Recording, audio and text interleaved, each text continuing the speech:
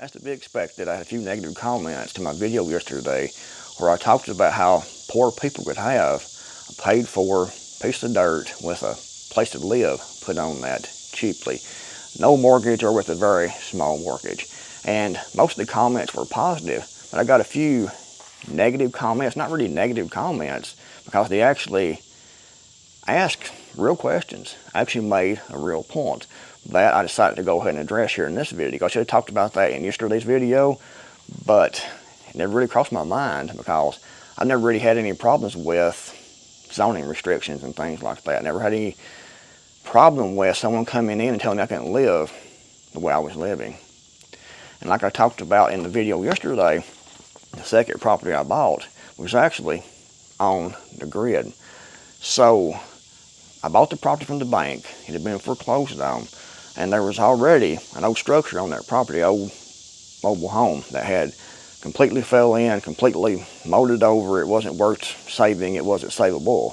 So they had that put in, and people lived there. So those people that lived there before, they had already had the septic system, septic tank put in. So it was already put in, it's already inspected, it's already good to go. They already had a water meter put in. They already had the electric poles to the property. So all the critical infrastructure, as far as utilities goes, was already there. So all I needed to do is just hook up to the septic, hook up to the water meter and get the water turned on, no problem at all. Before they returned electricity on, they came and inspected that. And it was temporary because it had the plug outside, on the pole. So you could use that for a temporary type pole for camping. That's what I did. I put the temporary pole in. They came and inspected that and said, looks good, it's wired good, everything's good to go. So they turned the electricity on, and I had to just take the cord from the FEMA trailer I'd bought and plugged it into the pole, and I had electricity. So everything was good to go. I already hooked into the water, hooked into the septic, hooked into the electric with minimal inspections. No one said anything. No one caused any problems at all.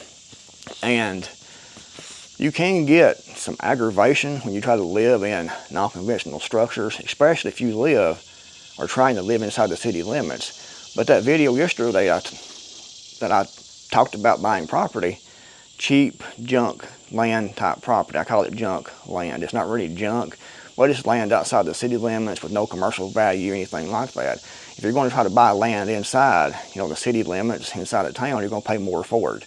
And that kind of defeats the purpose of trying to have land, for poor people, because you can't afford it, because you pay premium for these properties that are inside the city limits, usually. So you're outside the city limits, you're in the rural areas, you really don't have a whole lot of problems and aggravation in most locations. Usually they're working with, limited funding, and you're not really all that important. So they take their funds to try to enforce other laws and things. So it's not really a big deal as people think that it is. But sometimes you can get these people in government, these bureaucrats, that want to cause problems.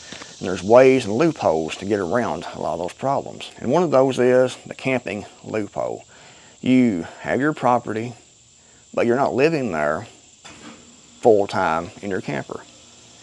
You're camping. You bought the property to use for camping. It's your getaway property. It's not your permanent residence. And if they come and say anything to you about anything, you're not living there. You're just there temporarily camping. It's your getaway location. It's your campsite.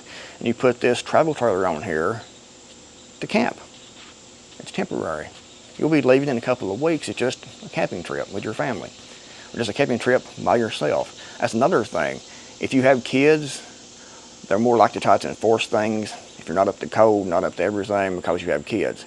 And even if your kids are well fed, well protected, well taken care of, they still yet will try to force issues more when you have children. So living, being a single man or single woman, or just a man and a wife, or boyfriend and girlfriend, or whatever, you have less problems that way, actually, because they can't use the kids as an enforcement excuse. So you're there camping, you're there temporarily, you're not there full time, you're not living there. Another loophole is the under construction loophole.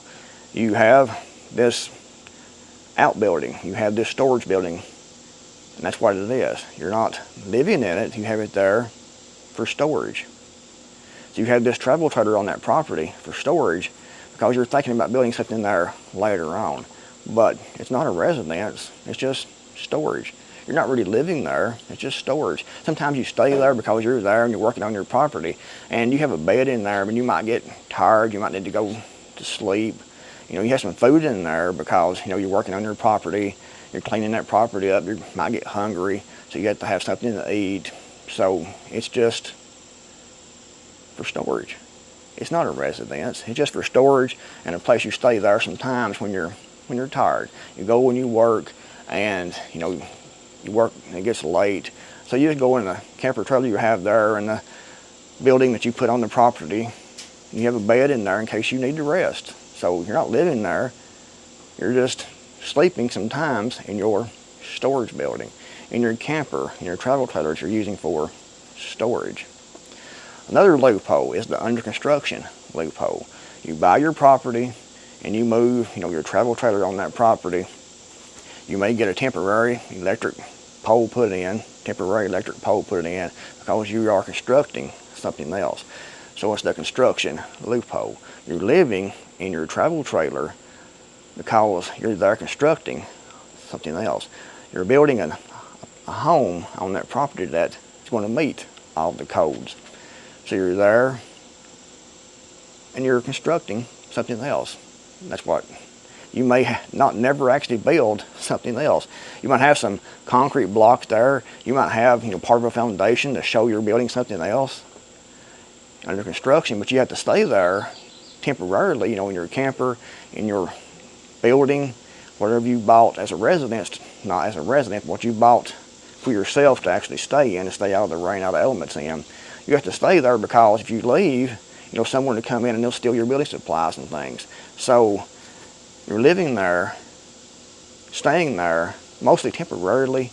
Mostly you're just camping there to watch over your construction site. Where you're building, where you're working diligently to build this property, it's going to be up to code. So that's another loophole, you know, that you can use to live full-time, permanently in a camper trailer, even if they try to enforce these zoning regulations, which a lot of places don't really try to enforce these, actually. And guys, another loophole you can use is to actually have another structure on the property, a larger structure, like a garage, like a pole barn, whatever, a cheap structure you put in that's big enough that you can move your travel trailer inside that and live in it that way. And that keeps it out of sight, out of mind. You have a lot less issues that way because there's your garage. It's a pole barn. You have that there. Your travel trailer or your small home is built inside of that. So you can live there like that and get by with a lot more than you could and a lot less aggravation. Even in areas that try to enforce these zoning regulations and things, you have a lot less trouble that way because it's just a pole barn. It's just a garage. No home in sight. There's no, I mean, you're not living there. You just have that there as a workshop for storage. Again, it all can tie back in together. But you're not living there permanently. It's just sometimes you're staying there. So that's another loophole that you can use. You see how all this kind of tying together. Another one is temporary use zoning exemptions. And you can usually get these temporary use zoning restrictions. Go to your local courthouse and find out about these, what you need if you want to try to do it on the books. If you want to try to follow all the rules, you can get it temporarily zoned over and over and over again in a lot of cases. So that's another issue, another solution to look into, depending on where you are and what you want to do. But that opens you up though. Actually, when you do that, is you are saying, hey, look at me over here, look at me, it's what I'm doing over here. So they'll watch you that much closer, and you could have more than likely just moved onto your property and say you're camping, say it's a temporary storage building. It's just temporary and had no issues, no problems at all. Another thing, don't use the property as your mailing address. Have a different house someone else lives in. Say, you know, if you move on, if you living on your property, you're living there camping, don't have mail delivered there. Don't put, you know, a mailbox, a rural type mailbox down by the road. Have your mail sent somewhere else. Have your mail sent to, say, your parents' house, to your mom's house, to a friend's house. Get a post office box. Don't get your mail at the property that you're living on if you don't want to if you don't want to cause any red flags with, the authorities and any trouble with the authorities. So that's a few ways to get by with living in unconventional structures like camper trailers, small cabins, tiny homes, converted storage sheds, buildings, things like that, even a teepee, whatever. You can get by with a lot of things if you do it the right way and use these loopholes. And especially, the main one is to stay outside those city limits. And like I said, finding cheap land inside the city limits is almost impossible anyway. So the land you're going to be looking for is outside those city limits. So that eliminates, in most cases, pretty much all the restrictions, all the zoning, everything. But if you still have problems, if you're in a county that tries to enforce these things because they're trying to get money and try to show their authority and their power, you can say you're camping, like I said. You're just there temporarily. You're living in your camper, not living, you've got to keep it in mind. You are not living in the travel trailer. You're not living in the camper full time. You're camping. It's temporarily. You're temporarily there staying camping. It's a weekend camping trip. You're going to be there for a couple of weeks and you're going to be going back somewhere else. You're just there temporarily enjoying yourself camping. It is for storage. You don't live there. You just moved this travel trailer onto this property here for storage, to store things in. You just moved this building that you bought onto this property for storage. You have a bed in there. You have, maybe a refrigerator in there, runs off propane, because you get tired. You're working on that property. You're cleaning that property up, and you have that bed there inside your storage building to go to sleep if you need to. You can lay down and rest. You may work into the night and not want to go home. So you have that there for that reason. So it's a storage building. It's nothing permanent. You're not living there. Under construction, you have that travel trailer on that property and you're staying there temporarily as you build this more permanent structure, this more permanent home that meets all the codes. So that's another loophole. You have a garage, a pole barn, a bigger structure. Don't have to be much bigger. Big enough built to pull your travel trailer inside of. Out of sight, out of mind. It's not a home. It's a pole barn. It is a garage that I work in, a storage building I have here. There's no home here. Look, it's a garage. It's a storage building. That's another loophole, like I said. And when you're not on the grid, it becomes much more difficult to enforce these things anyways. So that's something else to keep in mind. If you're off the grid, if you provide your own power, your own septic system, you provide your own water catchment systems and things like that, completely off the grid, it takes a lot of their power away. But if you're on the grid, like I was talking about earlier, you can do a lot of things and live in a travel trailer, even in an area that has all these zoning rules, regulations they try to enforce. You can use these loopholes to stay on it permanently without any issues in most cases. And guys, one last thing on this final recap here. Don't have a mailing address of that property. Don't put, a rural mailbox down at the road and get mail there. Like I said, get that somewhere else.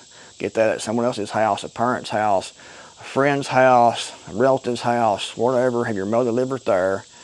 Or, better yet, get a post office box. Don't get mail delivered there like you live there permanently. Anyways, hope this helps. If it did, give me a big thumbs up. If you have any other suggestions, leave those in the comments below. Thanks for watching. I'll see you guys in the next video, hopefully.